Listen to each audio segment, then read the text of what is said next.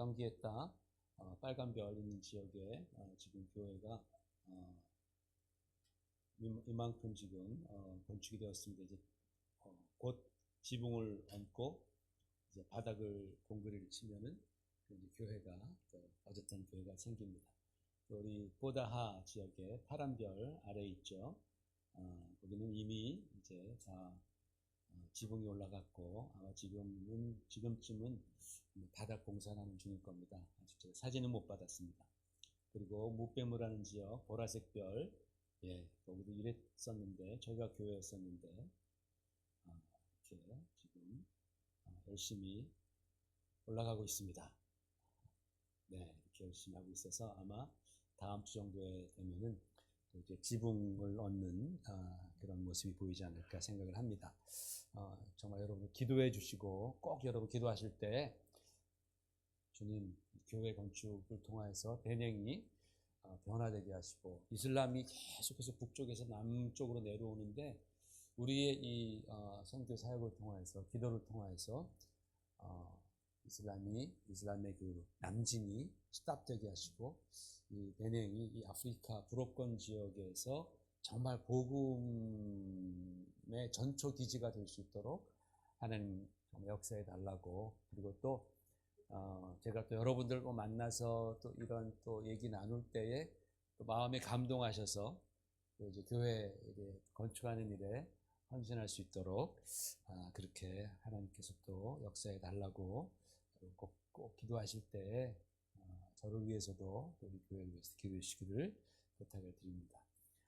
오늘 남성교회 헌신 예배로 먼저 우리 조시아 집사님께서 간증해 주시고 그 다음에 또 찬양 또 준비하신 찬양 또 하겠습니다.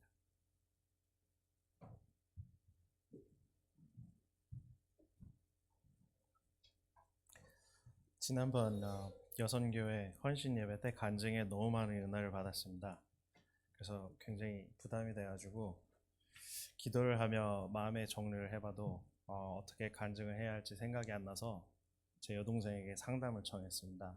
제가 이래저래 해서 간증을 해야 되는데 유미가 조언을 좀 해줬으면 한다 했더니 간증은 오빠 얘기하는 게 아니라 목적이 하나님께 영광을 돌리는 것이다.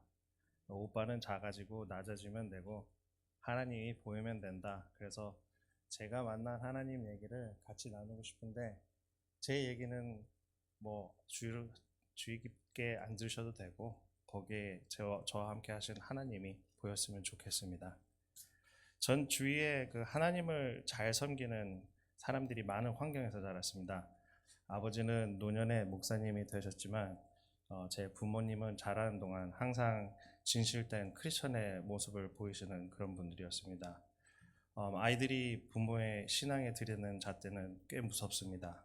저는 교회에서 가르친 그 잣대를 다 저희 어머니 아버지 하는 행동에 대봤는데 한 번도 어긋나지 않았던 그런 신앙의 자세를 가지신 분이었습니다.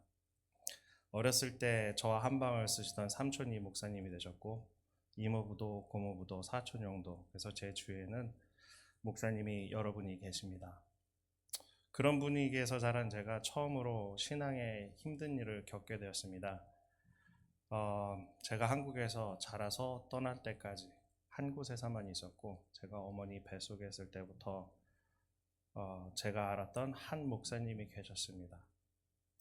제가 인디애나에 있을 때 이분이 제가 있는 그 동네로 오시고 그 교회에 협동 목사로 오셨습니다. 그래서 굉장히 반가웠는데 그것도 굉장히 잠시였고 그분이 한국에 있을 때 그러니까 제가 있던 그 교회 어떤 권사님 가족이 그 목사님을 믿고 딸아이를 맡겼는데 고등학생 아이였습니다.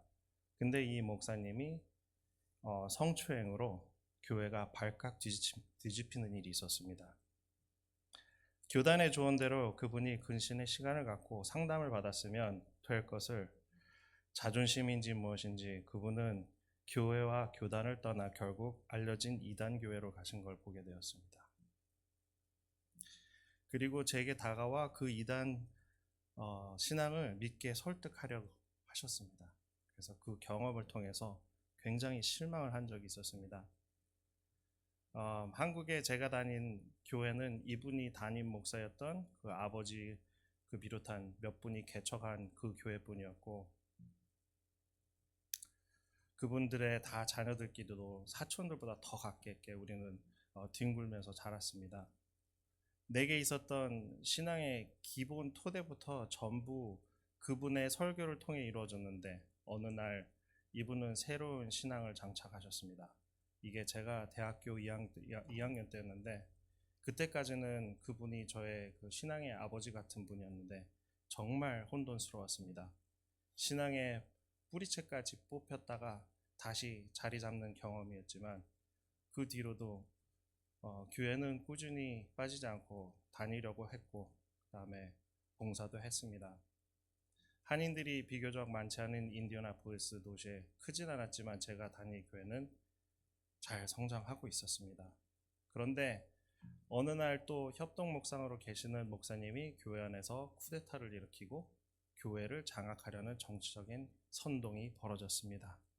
그리고 같은 시기에 그 목사님과 교회 어느 집사님이 부적절한 관계를 한 정황들이 드러나서 재직회에서는 저에게 조사를 시작하게 하였고, 그 교회 안에서 벌어지는 똥구덩이 속에 다시 한번 빠지는 경험을 하였습니다. 결국 교회는 두동강 났고 아무도 이긴 사람이 없었습니다. 두 목사님도 성도도 교회도 결국 하나님도 사탄이만 북치고 장구치고, 정말 안타까운 사건 그 한가운데서 저는 지켜보게 되었습니다. 고등학교 때 미국에 처음 와서 미국에서 잘 살아남으려면 그래도 하나님의 도움이 절실하게 필요하다고 겸손한 마음을 가지고 있었습니다. 그래서 진지했던 제 미국 생존 전략을 통해서 하나님을 더 깊게 알게 되어서, 하나님이 좋아서 하루에 2시간씩 3시간씩도 기도해 본 적도 있고, 매일 사전을 찾아가며 영어로 성경도 읽고, 당시 제 보호자였던 분이 하나님이 요즘엔 너의 기도를 안 들어주신다, 금식하라 그러면 하나님과 가까워지고 싶어서 3일씩 금식을 해가며 학교를 다니던 순수한 시간이 있었습니다. 그런데 성장해서 교회에서 그런 일을 겪은 뒤 저에게는 그 순수한 신앙 자체가 더 이상 남아있지 않았습니다. 2005년 케일렙이 태어났을 때 당시 은퇴하셨던 아버지 어머니가 미국의 첫 손자를 보러 방문하셨습니다. 이때 마침 교회가 잘려나가고 남은 교회를 다시 정립하려고 교회에서 협동 목사님을 찾고 있을 때였는데, 아버지께서 은퇴 후 대학원에서 목사 과정을 마치시고 안수까지 받으셔서 자격이 된다 하시고, 재직들과 여러 인터뷰를 거쳐 교회 협동 목사님으로 받아들여져 한국에 돌아가지 않는 그런 상황이 되었습니다. 담임 목사님과 제 아버지는 동갑이셨고 서로 죽도 잘 맞고 좋았지만, 거칠은 장로님들과 재직들에 있는 그들의 장로님과 그 재직들로부터 저는 교회와 부모님을 보호해야 한다는 부담감을 가지고 정말 즐거운 신앙생활이 아닌 신앙생활을 하게 되었습니다. 저는 그 교회에서 30 중반의 권사라는 직분을 받았습니다. 교회는 봉사하라고 주셨지만 자격도 없는 저에게는 교회 재직에서 질서를 잡고 힘의 균형을 이루기 위한 일에만 사용했던 부끄럽기 짝이 없는 감투였습니다. 2012년 어느 날 우연히 아내의 외도를 알게 되었고 16년간 결혼을 정리하게 되었습니다. 이혼 과정은 1년 반 정도 걸렸는데, 당시 저는 이런 상황에도 이혼을 막으려는 부모님과 엄청난 갈등을 겪고 있었고, 당시 교회에 피아노를 치던 아이들의 엄마와 목사님의 아들 김권사가 이혼을 한다는 이야기가 교회들에서는 가십거리였고, 사람들이 적은 인디애나폴리스 한인 사회에 모두 가십거리였습니다. 교회는 제게 편안한 안식처가 아니었고 저를 더 힘들게 하는 기관이었습니다. 가령 어느 능력 있는 붕사 같은 사람이 교회를 방문했을 때 억지로 제가 원치 않는 3당 자리를 만들어서 회개를 시키고 그렇게 하는 것이 하나님의 뜻이라는 억지를 강요를 했습니다. 결국은 저는 이혼을 했고 동시에 그 교회를 떠났습니다. 인디애나폴리스 같은 작은 한인 사회에 그냥 교회를 떠난 게 아니라 그냥 사람을 전부 떠났습니다. 제가 아는 한국 사람들 모두 다 떠났습니다.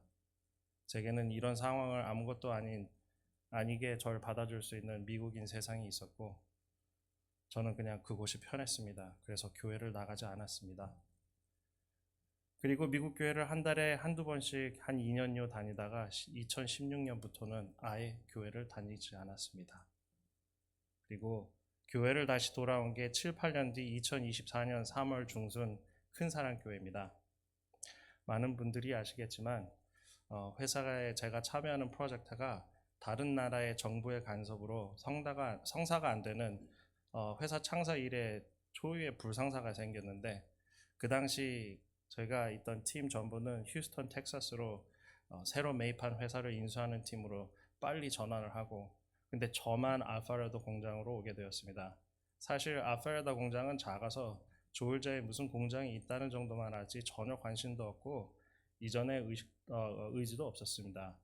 처음에는 운이 나빠서 제비뽑기에 짧은 막대를 집었나 나에게 이런 거절하면 안 될 만한 귀찮을 부탁을 해서 이제 배울 것도 없는 생산 공장을 지원하게 나왔을까 그런 생각을 해서 빨리 끝내고 휴스턴 팀에 합류하자 그런 마음으로 왔습니다.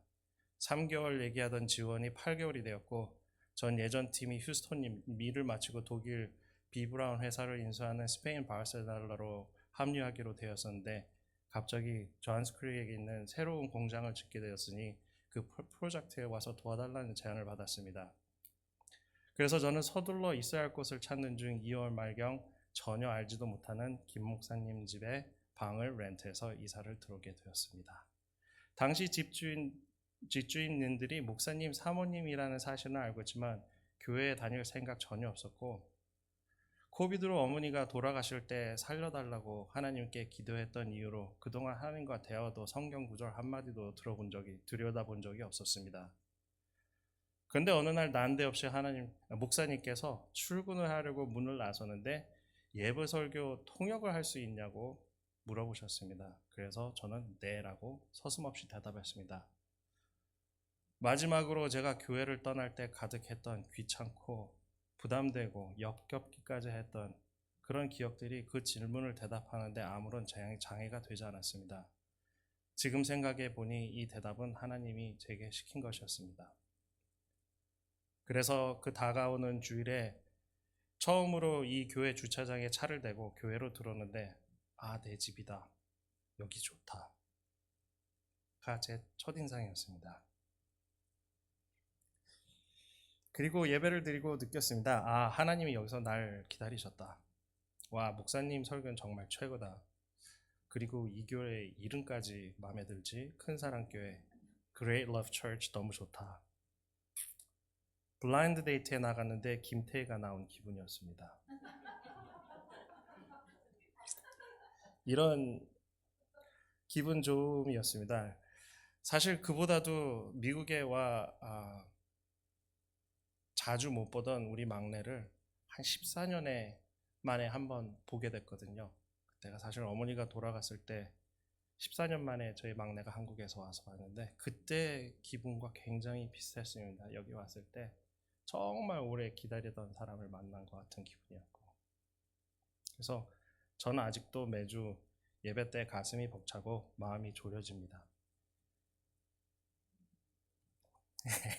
주일 교회 예배 오는 게 좋습니다. 왠지 모르겠습니다. 근데 그 배경은 알 것 같습니다. 작년 2월 큰사랑교회를 다니지 한 1년여 돼갈 때 운전을 하고 있는데 유미와 통화를 했습니다. 근데 유미가 갑자기 오빠 조지아에서 교회 다니지? 그래서 내가 응 유미야 내가 사람들이 얘기할 때 이거 뭐 하나님이 해줬어 하나님이 이래서 이럴 때 항상 자연적으로 필연적으로 발생하는 일들을 신앙이라는 이름으로 받아들여서 포장한 것 같아. 그래서 그런 식으로 잘 생각을 안 하려고 그러는데 이 교회는 말이야 내가 부정이 안 돼. 어느 날 갑자기 모르는 사람의 추천으로 인수합병팀으로 회사에 들어간 것부터 거기에서 일이 꼬여서 알파레타에 왔다가 잔스크랙에 엉덩이를 붙이게 된 완전 하나님밖에 답이 없어. 내 인생에 이런 식으로 풀리는 게 원래 아니었거든. 근데 결국 나 교회 다시 나오고 하나님 섬기게 하려고 이 교회를 만나게 하려고 내가 그러면은 신앙생활을 다시 할 것 같으니까 하나님이 준비해 주셨다가 자연적, 필연적 현상이 아닌 하나님의 섭리로 나를 여기 부른 거 확실해. 그랬더니 유미가 조용히 우는 목소리로 오빠, 나 오늘 기도 응답 받았어. 오빠 위해서 하나님께 돌아오게 해달라고 7년을 기도했어. 그것도 내 영혼이 제일 간절하게. 그러고 전화를 끊고 저는 엉엉 울었습니다. 하나님은 분명히 유미보다 더 간절히 제가 돌아오기를 기다리고 계셨고, 신앙과 멀리 뻔뻔히 살아가는 자유로운 영혼 같은 저를 위해서 하나님은 유미의 기도도 필요로 했습니다.